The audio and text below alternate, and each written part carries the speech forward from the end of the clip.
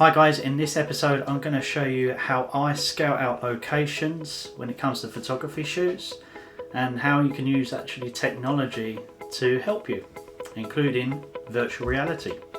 Let's dive in.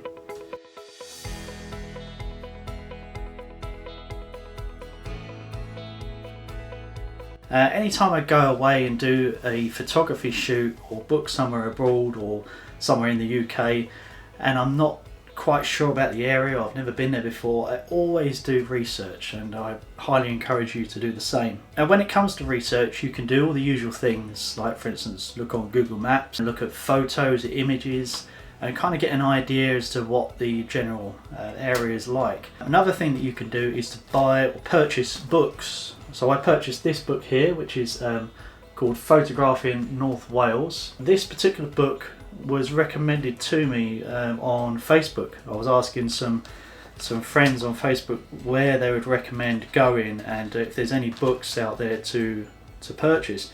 This particular one is by Photo View. I'll just show you the bottom there. Photo View, Simon Kitchen. Now some of these Photo View books are really good. Just to give an idea, I'll show you briefly kind of the things that you look at, things that you can see. It gives you ideas about where to shoot, the time of day, viewpoints, locations, how to get there, including all sorts of very specific routes and paths you can take.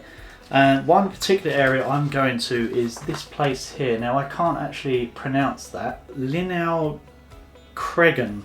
Llynau Cregan. Obviously that's not the way you pronounce it. It's a Welsh term.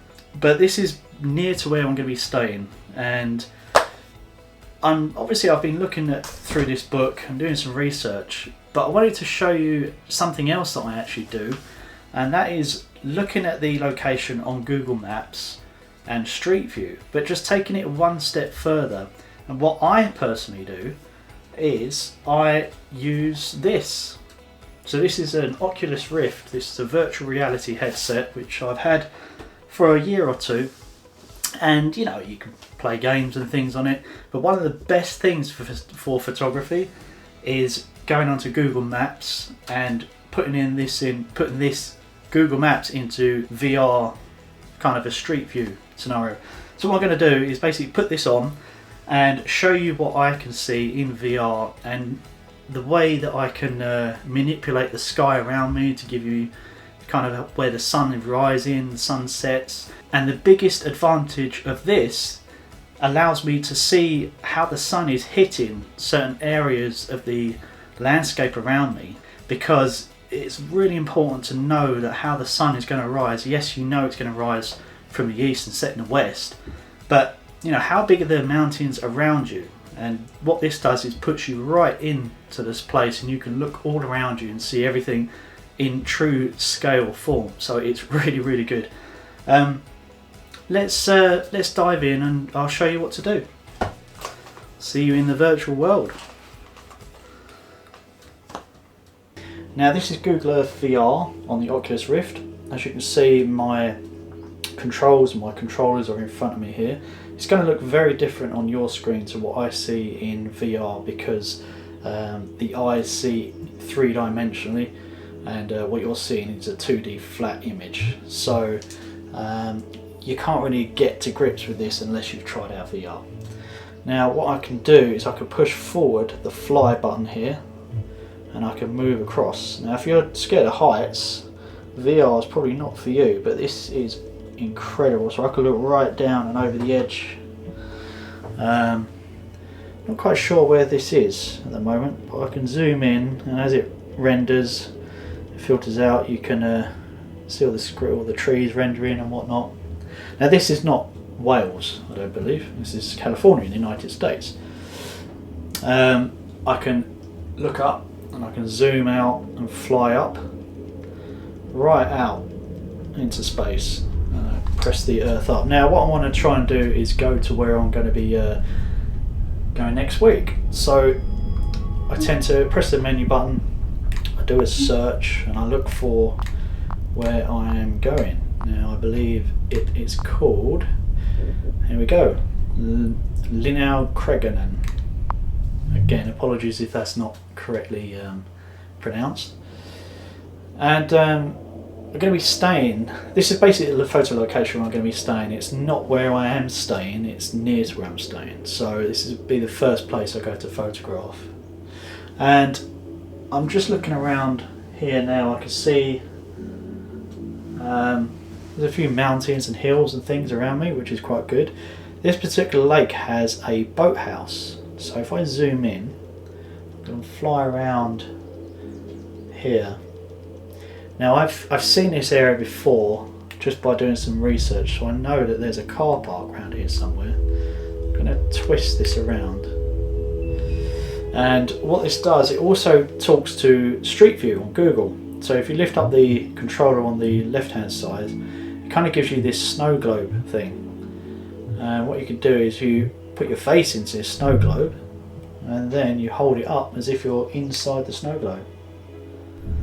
Now this is a shot that I would like to get next week. I don't know what the weather's going to be like. It could be raining, it could be very misty, it could be completely overcast. Nevertheless, I'd like to try and get this shot. Now as you can see, there's a boathouse in the distance there, just at the bottom of this small valley here, small mountain, sorry.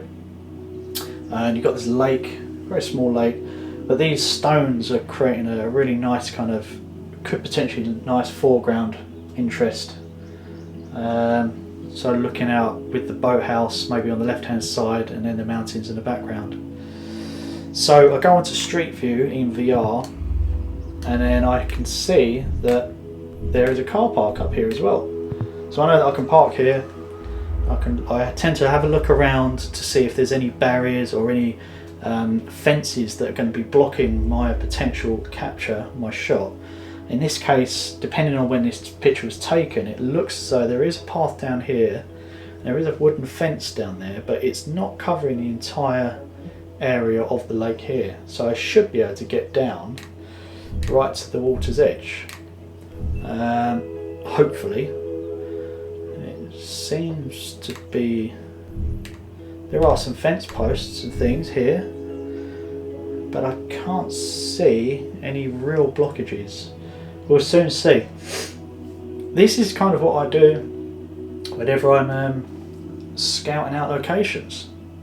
If I now come out, what I can do is I can also drag the sky around me. So at the moment the sun is over there. So if I'm looking this way across the lake, let me just double check. Yeah, I'm looking this way across the lake here. The sun basically rises, I believe, behind me. So I can drag the sky and drag the sun right over, which is over there. Now, depending on the time of year, I do believe that the sun changes depending on what time of the year and the seasons. It changes where it's setting and rising. I think that's live, I'm not sure. I need to have a look into that. Now, as I raise the sun up, I can then see what it's hitting on this side. So I can see if it's going to be a nice clear morning, which I very much doubt. I can see that it's going to be hitting this area, this small hill here. And as I bring it up, I can see that that bit is capturing the sun there, which means it will hit the boathouse just at the bottom there, which will create a really nice effect and also highlight the front of that boathouse to give it a nice reflection in the lake. So for a sunrise shot, that could be very interesting. As I bring the sun up, you can see the whole lot starts to light up. Now at sunset, if I drag it behind sunset, we got some nice kind of glare or glow at the bottom here as it starts going shadow. It also just a really nice orange glow as the sun is setting behind that small hill mountain over there. So that can be quite a nice interest there. And at night, if I drag it right around, you can see everything at night. It's actually really peaceful. Milky Way, again, the Milky Way may not be relevant to right now, but it will give you a rough idea as to how the Earth spins and everything moving around the location. So this is really handy, and it is true to scale. You can go right down and I can look around, and alternatively I could go right up and see. It gets you a bit dizzy, this actually. I can zoom in on this mountain area here. Now I can also look at paths to walk, so if I'm hiking, this potentially looks like a path along the top of this ridge here. So there's a structure on the top there, which means it should be able to get to it by foot. And it also leads down here. I believe one of these areas, I think it's this one. This is Cadir Idris, I believe. Could be wrong. If it is Cadir Idris, I've been here before. I hiked up here a few years ago in Wales, about 7 years ago. I took a picture around here, so I'm a little bit familiar with it. There's also a shot that I took down in this lake here.